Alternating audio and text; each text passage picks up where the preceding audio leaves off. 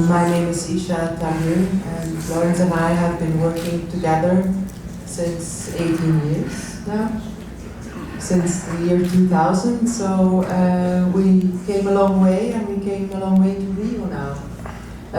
So I would like to thank File and CCBBRJ for welcoming us. Yes, Lawrence, your work, it's not an ordinary kind of work that you've been constructing over all these years. You started with Shrink in '95, so this is already like 23 years of shrinking.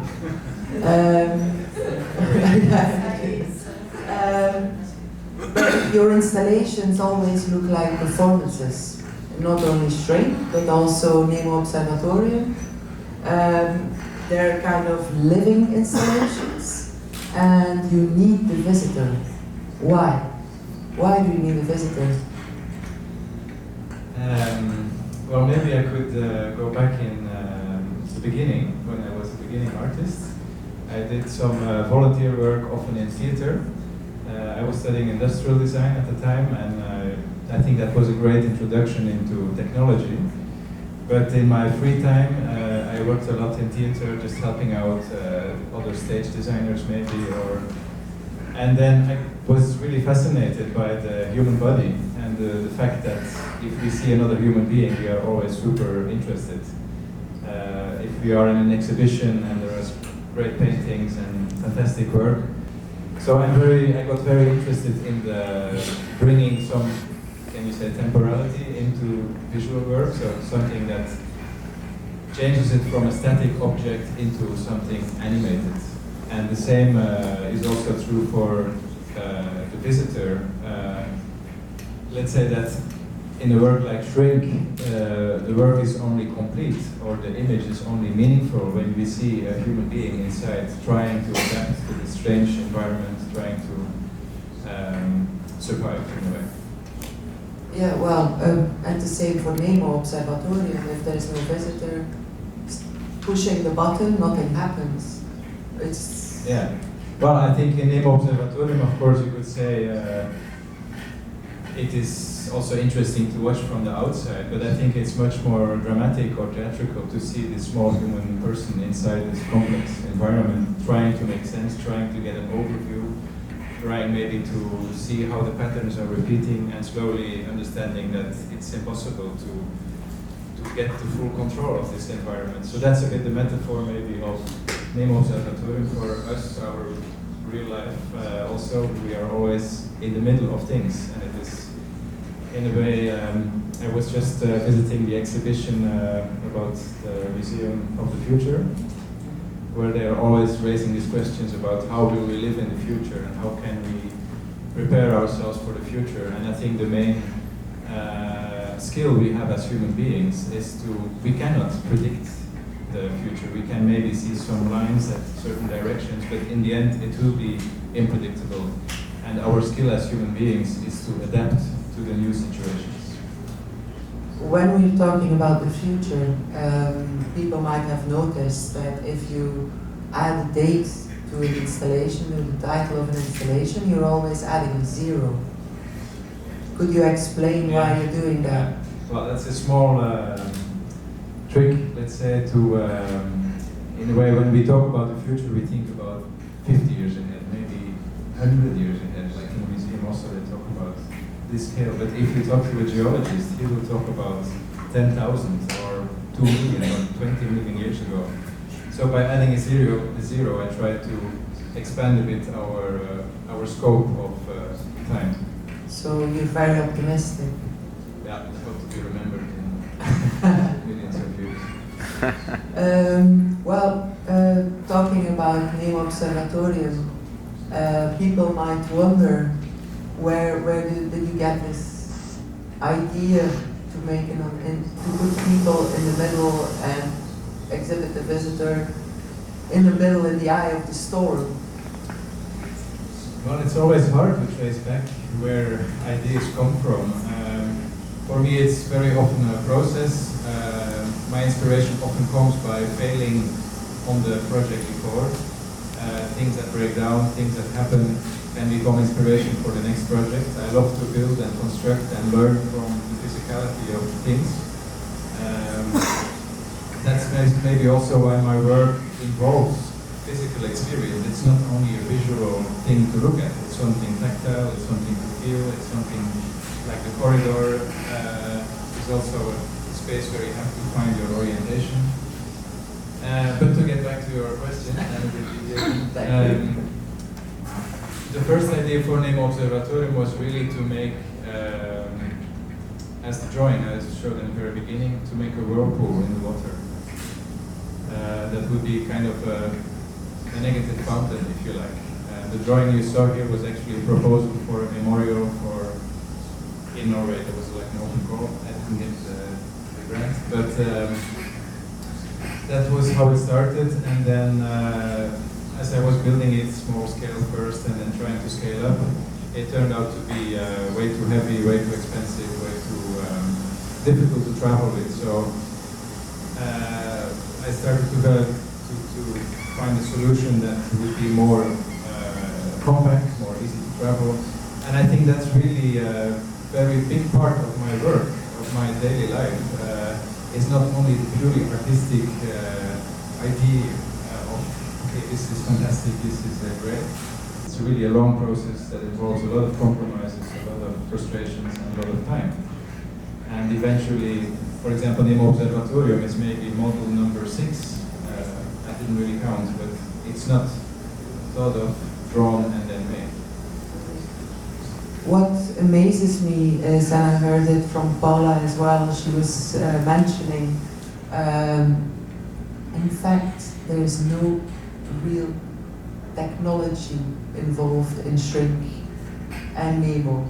What are you doing in a kind of exhibition that is talking about new technologies as well? It's very analog.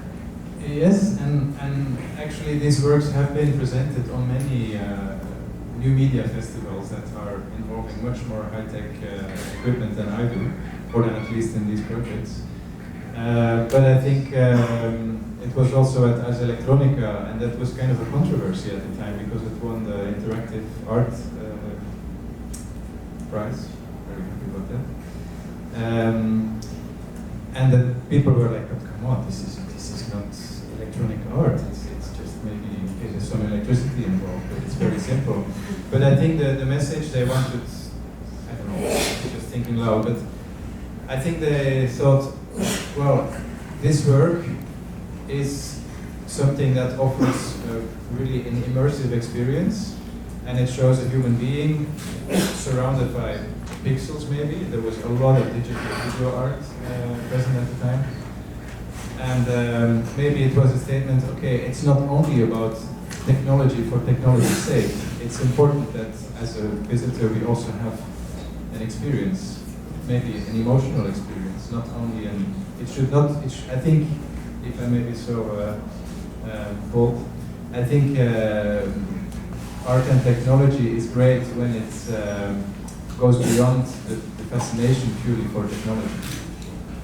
In the back we see now the video of Transporter, where it's, you like to exhibit the visitor, that's clear. Transporter was included in the exhibition in Sao Paulo at CCB. Well, is there some, you really need the visitor to be a part of your work, and the experience, as you said, is very important. But your interest goes further than that. Well, I could answer quite directly on that, but at the same time, I must be honest and say that I feel I'm often understanding my work in retrospect. It's not like I have a clear strategy beforehand, like now I will work in the next 10 years with exhibiting the visitor. That's more like something I discover along the way. And it's true, I think I have some kind of ideal, which would be to reduce the amount of steel and material and plastic that has to be shipped in big crates across the globe. I would like to ideally be able to share an experience with the visitors without all this material stuff. I think the essence of the work is the experience and the emotion you feel as a visitor. And if I would be able to do that in a totally empty room with just lighting one match, that would be, yeah, of course impossible to achieve, but that would be a fantastic... I recently saw an artwork like that, Okay. lighting a match in an empty room.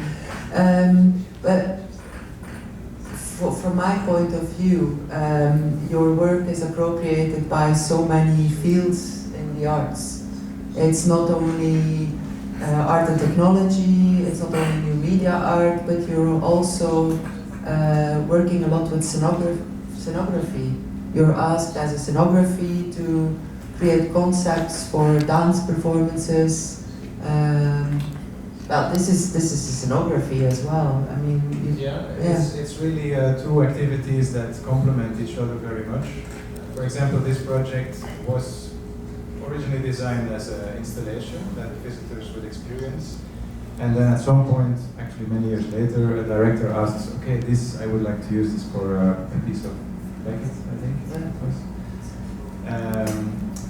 So then I made an adapted version, but it's also often the other way around. It's some projects start as a scenography, and then I often think already while designing it, okay, maybe how can this, after the tour with the dance performance, how can this be exhibited independently? And that's actually, theater has been an important part in the development of my projects, also financially, or just it's often quite monumental things that involve a lot of work, some budget, and the theater is often a place where I can make the first version, which is still with me behind backstage trying to push certain buttons to keep it alive during that performance. And then once it seems valuable to continue as an exhibition, then there is a second process, which is how can we make an automation of this, because it often involves movement and changes and motor sensors, all these things. So that's really a second phase then to make this theater version into something that can work on its own during an exhibition.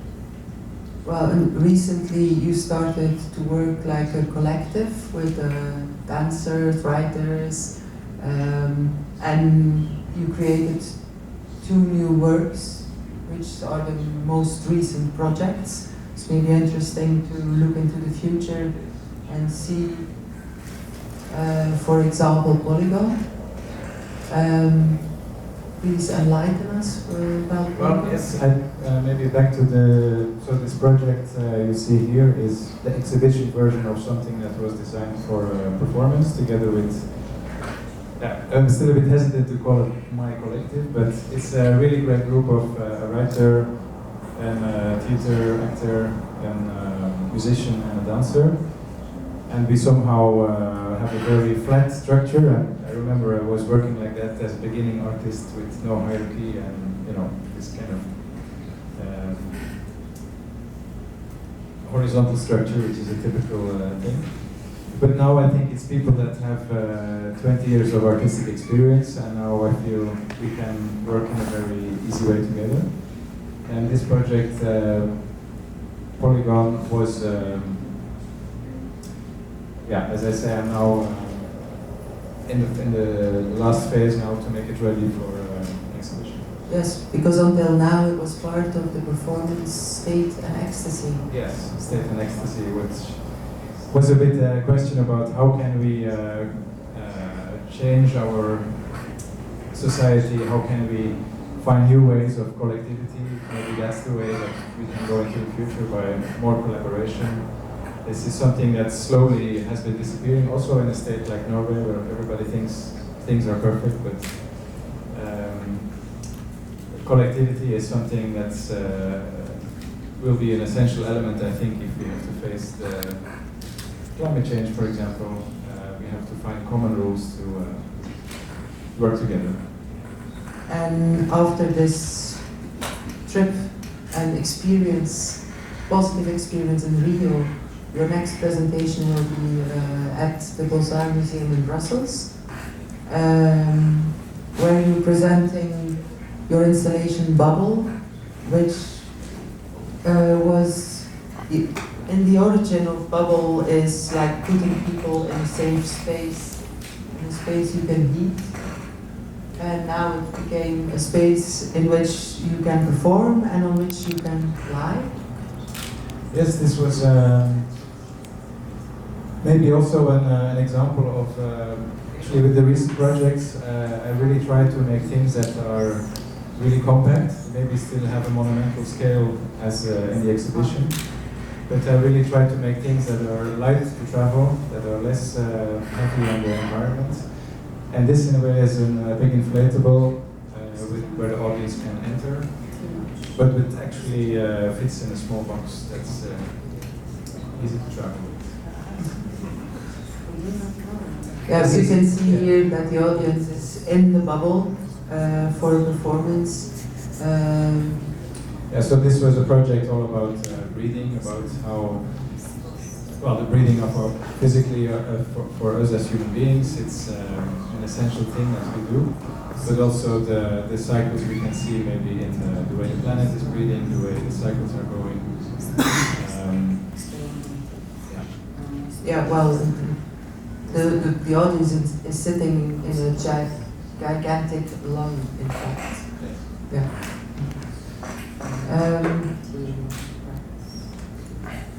The other project, I don't know if you're ready to talk about it. DIY Utopia, do-it-yourself utopia. Yes, so that's the second project of the collective I'm working with now. DIY Utopia, yes, or I think now we will call it just DIY. Is in a way the earlier project with the tubes was a kind of dystopian image of, you know, all the difficulties we live in our society. What you're talking about, Polygon then? Yes. Yeah. Yeah. But with this project we try to have a more positive approach to see that how can we prepare ourselves for a future, how can we maybe make a manual, that's actually the subtitle for now, we call it a manual for a potential future. Which means, well, we still have to make the project, have no clear image of it yet. But next week in Oslo we will work with a test audience that involves a group of pipes, tubes, that are coming straight from the metal store, that's 6-meter long tubes, that will be transformed during the performance. So the idea is that I no longer travel with a big sonography, I just bring one special machine, and during the performance the sonography is built and also transported back into the origin. So concretely it's tubes that are put into a small machine that makes large rings. The rings are being moved through the space, and then afterwards they go back through the machine and become straight tubes again. I would like to talk to you as well about living objects, because that's a very important part of your work as well. We saw in Sao Paulo, we saw conversations where there are chairs that move around the space, interacting with the audience. Where did you get this interest into living objects? It's does it mimics the people or crowds or? Yeah. Well, it's maybe what I said earlier about working with dancers. Maybe I was just simply a bit jealous about the fact that they are able to so easily pull all the attention. Mm-hmm. And so I tried to make, to do the same with objects, to give them when objects move, they seem to, yeah, they actually, I think what's really special when an object moves, it reveals much more characteristics than you see with your eyes. That's very clumsy way of putting it, but I mean, if you have a cup of coffee, for example, that falls down and breaks into many pieces, if you see it move, you can already detect more or less the weight of it. If it breaks, of course, you notice it's made of a certain material. If it rolls, if it's so if the chairs are moving. Well, they look like ordinary garden chairs to me right now. Yes, but I think it's interesting that even if it would be a completely abstract thing that doesn't even look like a chair, it is still possible because of its motion, because of its hesitation. It seems to reveal certain emotions, or you can, if a plastic bag is blowing in the wind, it is something that you can recognize. That's a difficult one. That's a difficult one. I don't know how that sounds in Portuguese, but I hope people understand. Yeah, just wondering what would be your vision for the future?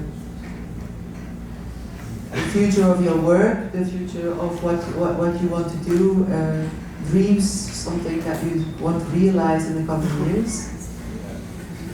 That's a difficult one. Well, maybe what I said earlier is that I think as artists we also have a responsibility to make things that are environmentally friendly. And for example, as stage designers, we often use huge amounts of material which are not used afterwards. After maybe 20 shows, it's too big to store, so things are thrown away. So I think that's one thing I try to include in the design of an idea. Is it, for example, by making it possible to continue as an exhibition afterwards if the life is extended? Yeah, that's one of them. We were talking last night about your wish list. Where do you want to show your work next? We were in Sao Paulo, we were in Belo Horizonte, we were in Brasilia, now in Rio. I don't remember what you said. Like, what's the next destination? Yeah, well, I think of course this place is amazing. I'm very grateful to be able to show it here. And of course, I think as a beginning artist, maybe I was more focused on that. Like, the farther the better. While as now maybe I get more. I'm more interested in beautiful locations. If that is in my own hometown. Here you score, triple score, I think. Beautiful location. Yes, neighbors. Yeah. I always get the question about the art market. Yes, unfortunately. Do you feel you need to have a position in the art market, or you just don't care?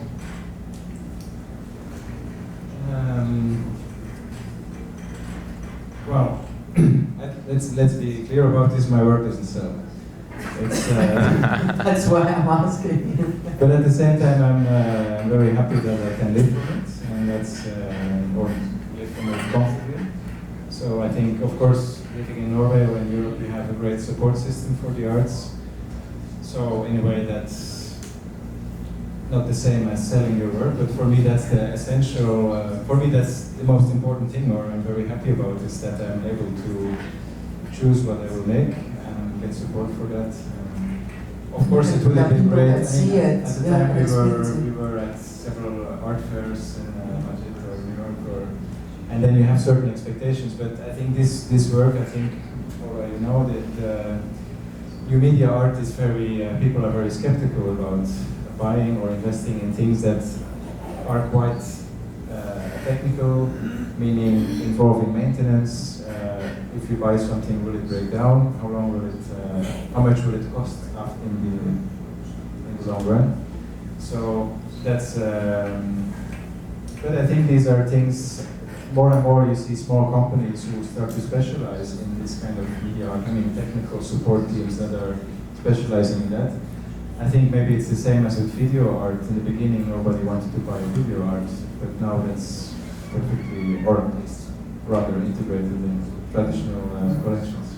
but for you it's more important that people can see and experience your work. Yes. I don't know if we have another highlight for a work that we want to show.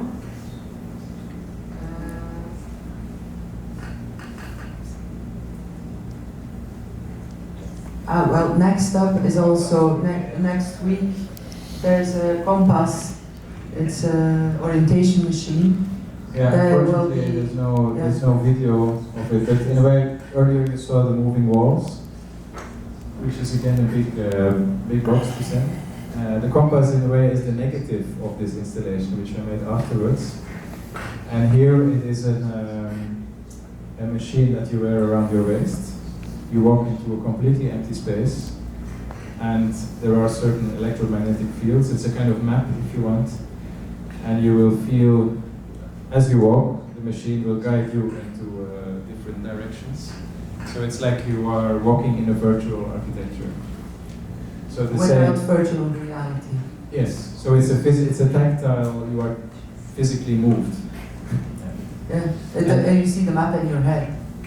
Yes. Yeah. Because your body tells you where to go. You can imagine. Yeah. So this will go to an exhibition in Chengdu. In Chengdu.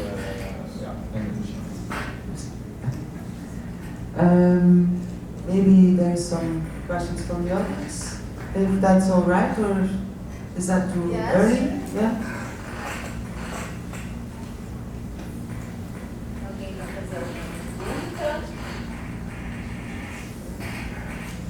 No questions. Well, that is a compliment if we were clear in our stories. Yeah, but I think for me it's living in Norway, but I mean here also, if you feel the waves in the ocean, there's this incredible, intense power of nature. It makes me very modest as a human being, and I find it.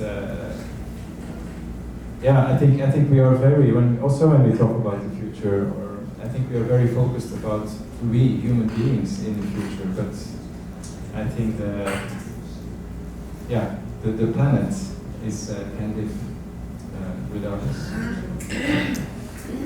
That's less optimistic. But I would like to end with a positive note. So not that the planet can live without us. Positive note, Lawrence. Positive image, maybe? Positive image.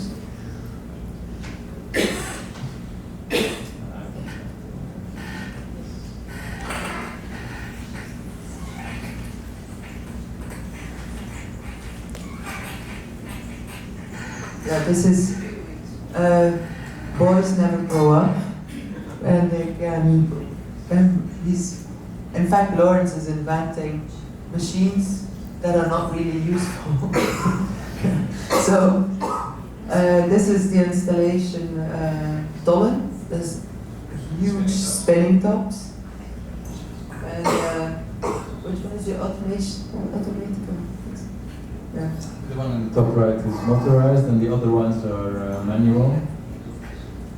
This was actually also an old project, but then the director that you see running around in the bottom right asked to use this for a theatre project last year. Actually, I don't have the proper video on it, so this is just rehearsal images. But it was really interesting with the audience around it, as you see here. And then the spinning tops would be kind of emanating their thoughts or their things that they would like to say. So it's again living objects. Yes, absolutely. That's it. Well, I think if there is no question.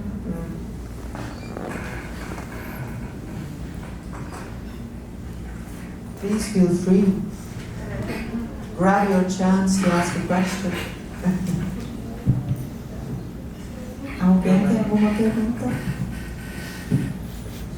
You can ask it in Portuguese and it's translated.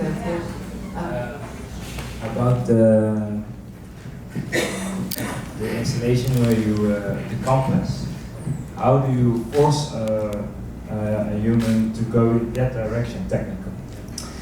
Well, it's you can compare it with a wheel. around your waist. It's a big ball bearing, if you want. So it's and this weight with a big battery and a big motor, when it accelerates to the right, you get a reaction to the left. Okay, so you get.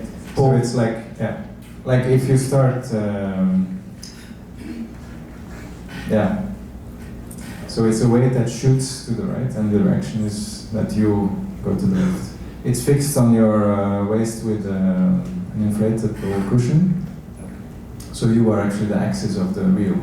And how do you position yourself then in a 3D space? So how do you know that the user is 2 meters from there and 3 meters from there? Well, there's an electromagnetic field that. Yeah, but I would like to keep some secrets. Okay. It also has some regular infrared sensors to react on if there's other people in the space. But besides that, there is also an electromagnetic magnet. But very smart. Sorry, Lawrence. No. Nothing else?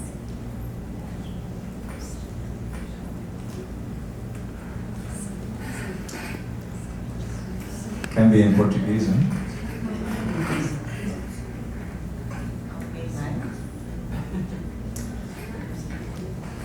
Okay. Yeah.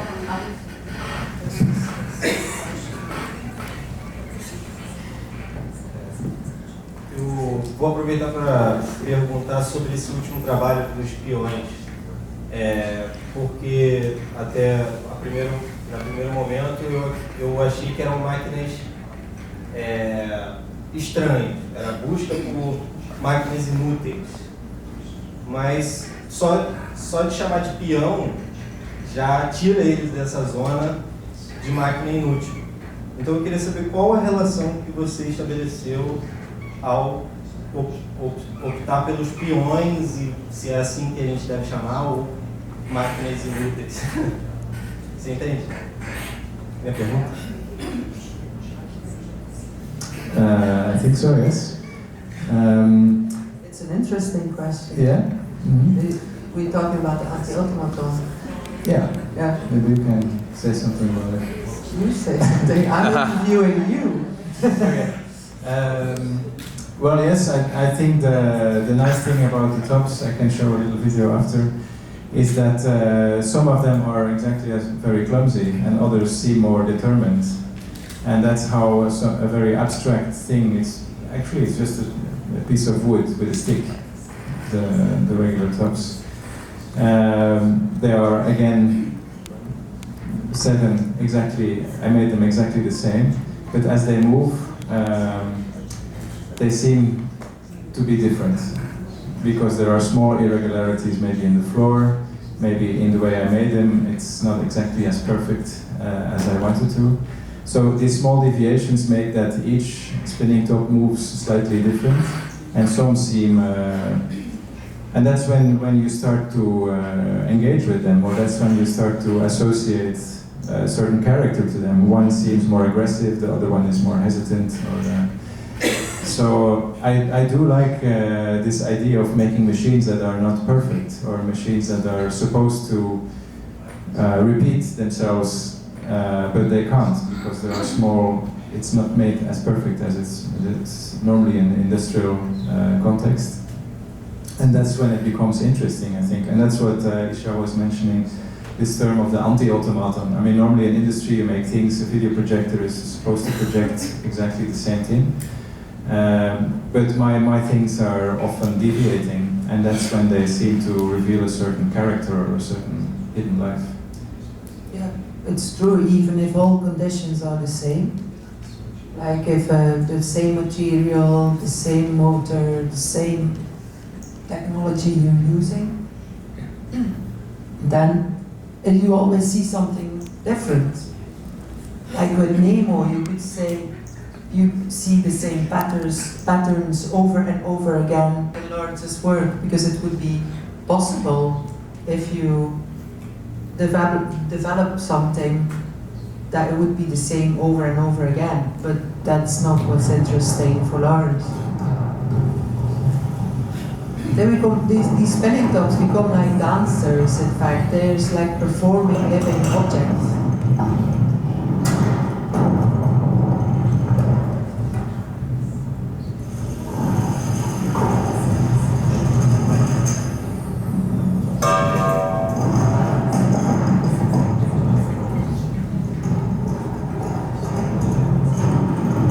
Did that answer your question?